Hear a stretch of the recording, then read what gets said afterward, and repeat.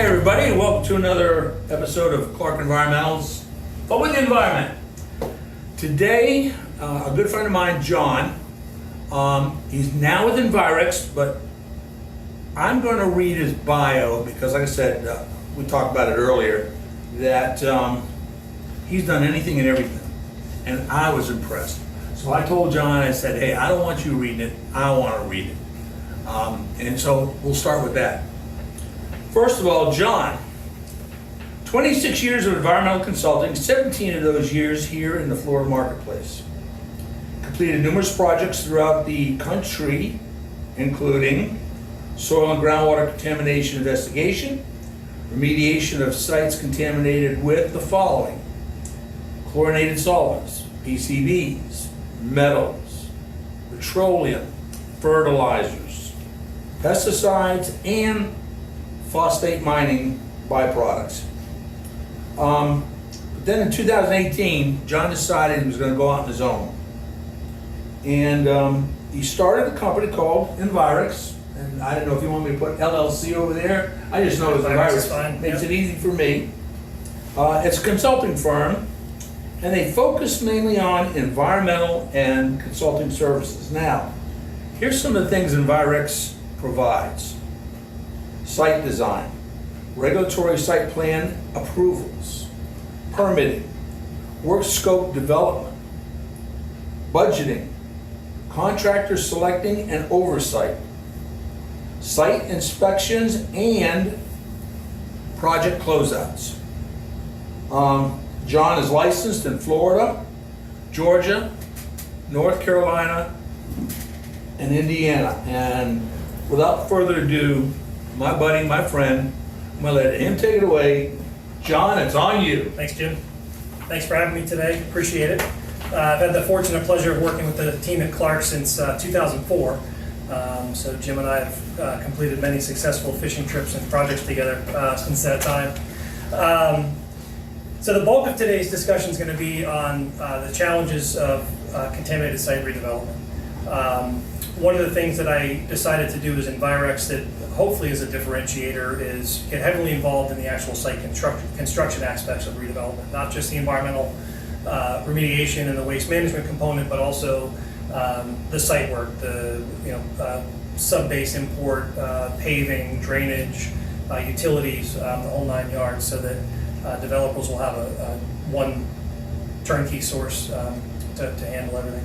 So, like I said, the focus is going to be on the site redevelopment. I'm going to start off with the program that most people are familiar with, which is brownfields.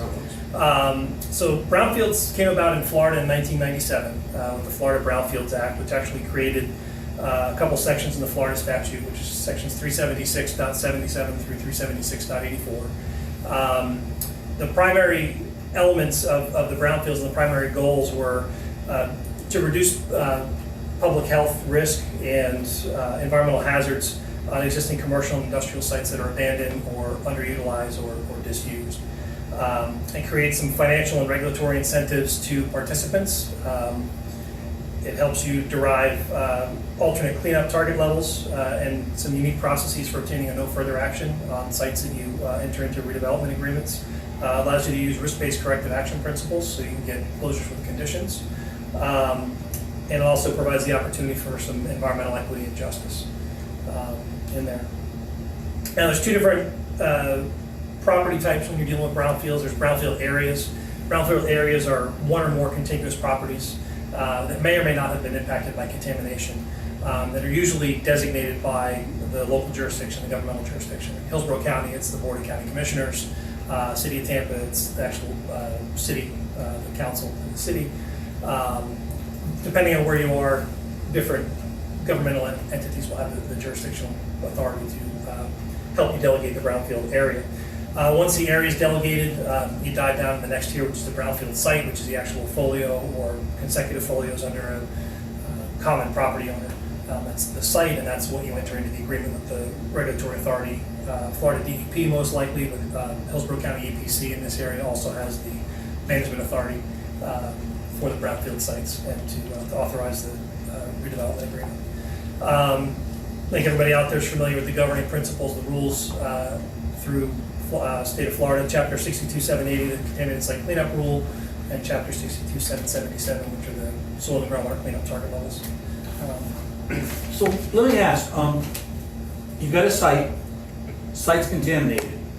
If you have to clean it up for people to live on it, housing development, et cetera, you gotta clean it up to this level. Correct. But with the brownfields, because people aren't gonna live on it, they're not gonna come in contact, you can clean it up to this level, save everybody money, and you're gonna talk about some of the tax breaks too that you can get on it. That's correct, Jim. So you can use these alternate cleanup target levels. You can use commercial industrial standards. You can take some other risk-based approaches looking at exposure scenarios and cancer risk factors and the whole 9 yards, and come up with levels that are sufficiently protective for human health and the environment. You can manage the waste on site that way if it's properly contained, capped, and managed in perpetuity. It's an easy way to get the site cleaned up. It is. Because people will do that knowing they're gonna save money, instead of letting the site be contaminated and you got a headache, it could be there forever. Somebody comes in and says, hey, for half the price, I'll clean that up and put a building on it. Right. Knowing though, Jim, that you will be leaving that contamination in place, you'll have to deed restrict it, record it with the local county authority, the property records, and that will be pretty much a no-go zone for any future subsurface work or installations. So although you don't need to necessarily participate in brownfields for redevelopment, there are a few key benefits to participating in the program. Like Jim said, there are the tax credits. It's through the state of Florida, it's the voluntary cleanup tax credits. You get 50% of your eligible cleanup costs up to a cap of $500,000 a year that you can submit an application for in January of every calendar year. The state typically runs about a $10 million budget through the budget process every year. As you get closer to election years, the governors like to put a little bit more money in there so they can sweep the fund and pay everybody out and enter election season with clean coffers. So in addition to the 50% of the cost annually, there's a 25% one-time cleanup bonus. You can receive a 25% bonus once you achieve the site rehabilitation completion order or no further action with conditions or whatever vehicle you choose to go down that road. There's a one-time solid waste removal credit. It's 50% of your cost for removing solid waste. If you have a landfill or buried waste or people have dumped in the woods, tires, mattresses, the like, you can do that one time for credit. And there's additional credits available for affordable housing and healthcare. It's a one-time 25% bonus. So if you stack everything right and your costs are right, you can conceivably have 100% of your expenditures returned if you're doing a healthcare or an affordable housing program and manage it properly through. It's a win-win for everybody. It's a win-win for the owner who buys it, wants to develop it. It's a win-for-win for the environment, for people. Correct. I'm butting in. This is all new to me. Yeah. Now the tax credits too. There is a market for those. A lot of times you'll go through financial institutions or brokers and you can sell the tax credits. You don't get a dollar for dollar. You get anywhere between 80 and 94 cents depending on what the market does in a given year or a given time period that you're looking to sell. You can transfer them once, and then they can use them against their corporate income tax in the state of Florida. Some other benefits. In addition to the financial, is you actually can get some liability protection through the DEP. If you enter into and successfully complete a brownfield site rehabilitation agreement, there is relief from further liability for remediation of the contaminated site to the state or third parties. And there's additional protections that are provided to lenders who may find themselves in a position to foreclose on a property. So it may help to convince some lenders who are typically risk averse when it comes to contaminated properties that, hey, we're not going to have the liability because it is in brownfields. So they may be a little bit more willing to lend on those properties. I'm going to jump back into financial incentives that are also available. If you can attract a qualified target industry, the industry can receive $2,500 per job that they bring to the property. Now, there are some limits to that and some minimum criteria, but the qualified target industry is done through the State Economic Development Department. And that can entice a potential tenant to come in and occupy a property if they can receive the tax credit for those job creations. If you're doing mixed use or affordable housing, there's a refund of the sales tax paid on the purchase price of building materials. So in Hillsborough County, you can get, the 6% plus the additional 2.5 local state tap on top of that. The state will offer loan guarantees. There's a total pool every year of about $5 million that's set aside, and the state will guarantee the loans 50% of the primary lender's loan against default. Sounds like you can do this for nothing. If you Almost. Well, the thing is, you've got to have a significant cash reserve to Right. do everything, pay for everything, but you can get that money, a good portion of it back in return. And if you do it right, you can actually offset your overall investment in the property to getting it ready for actual lease or occupancy. On top of the benefits and the liability and financial, some municipalities and nonprofits can get additional grants through US EPA or for the Clean Water Revolving Fund. That's part of the Clean Water Act funding. So we've talked about the money that's available through the brownfields, and while the brownfields key component is the financial mechanism is a key component. There's also additional mechanisms out there that individuals can tap into for redevelopment. Some jurisdictions have redevelopment incentives. Hillsborough County, for example, has it's called the REPA. It's a redevelopment incentive for pilot project areas, and it's administered through Hillsborough County Economic Development Department. And they have redevelopment grants that are available for facelifts on properties, existing structures, infrastructure assistance if you're looking to tap into municipal sewer, bring in a municipal water supply.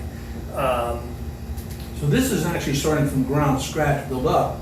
This is also to enhance. You can take an old industrial facility and basically give it a complete facelift and a restoration, and take that once unproductive, blighted land and bring it back into viable use in the community.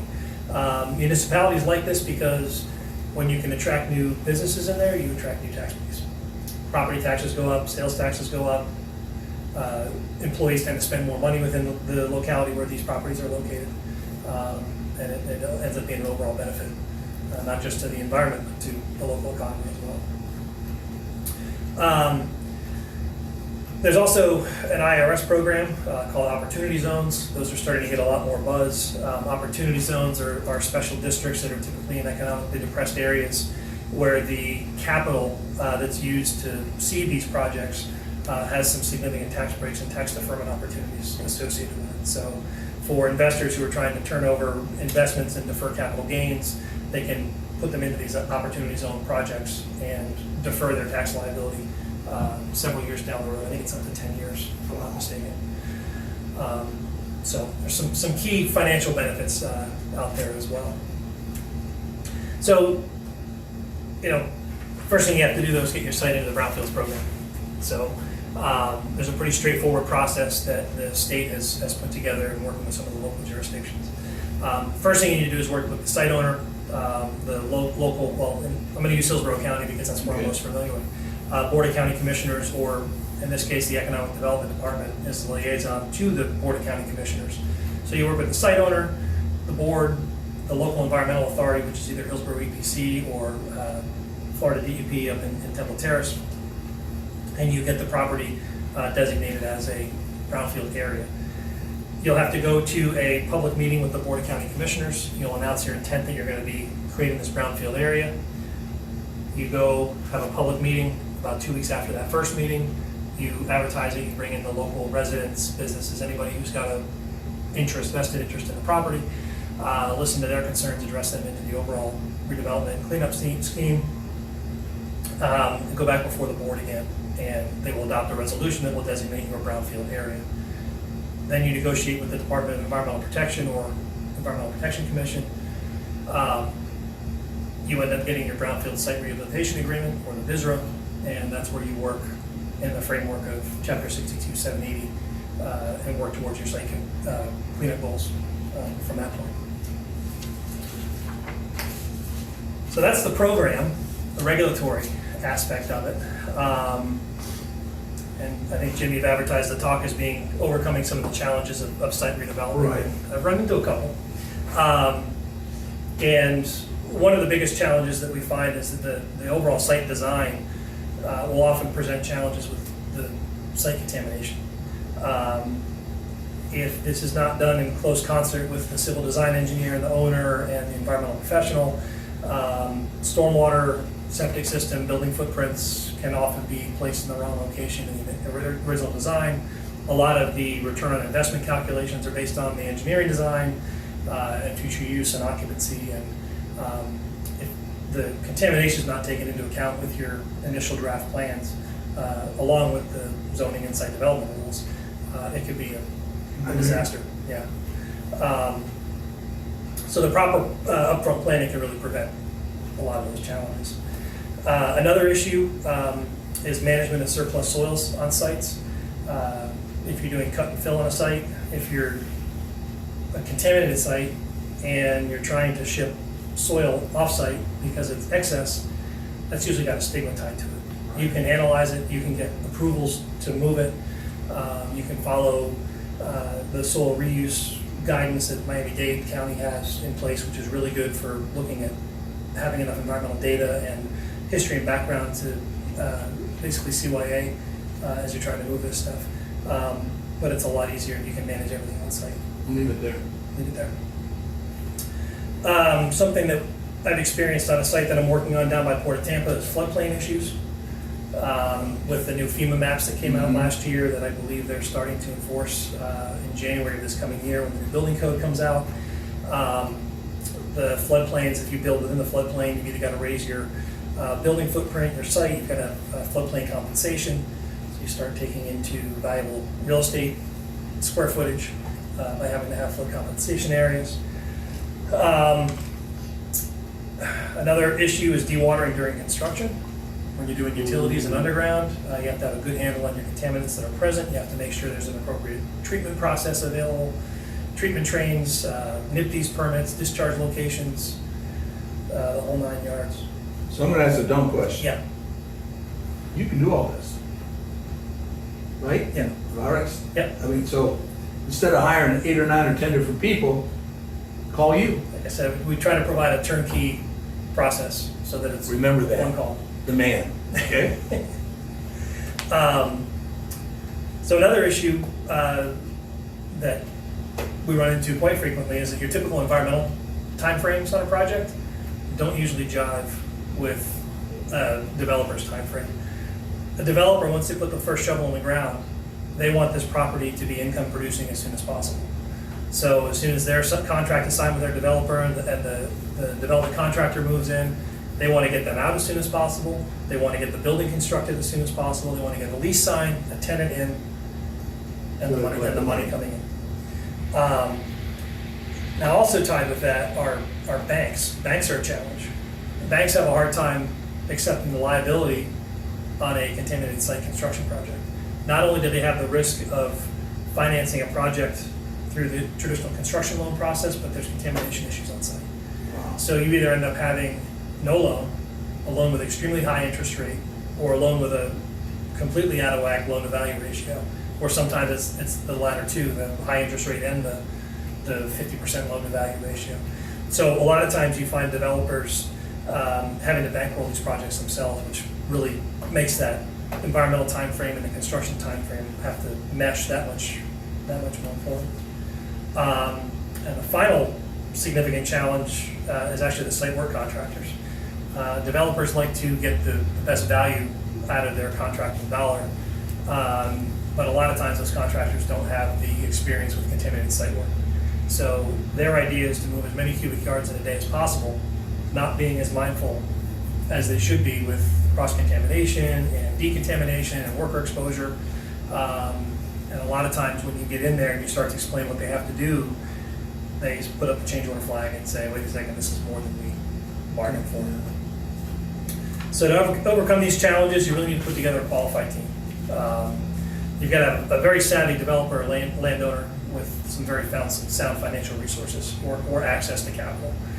I didn't go through any of this, but you've got to acquire the property. So you have to have very sound legal representation to craft the purchase and sale agreement, assist with the brownfield site rehabilitation agreement, and really walk you through all the legal hurdles that come through in these programs. You've got to have a reputable and experienced consultant who understands construction. you really need to have a real estate broker, not only on the acquisition side, but also on your lease or divestiture side, who really understands the market that's out there and the end use.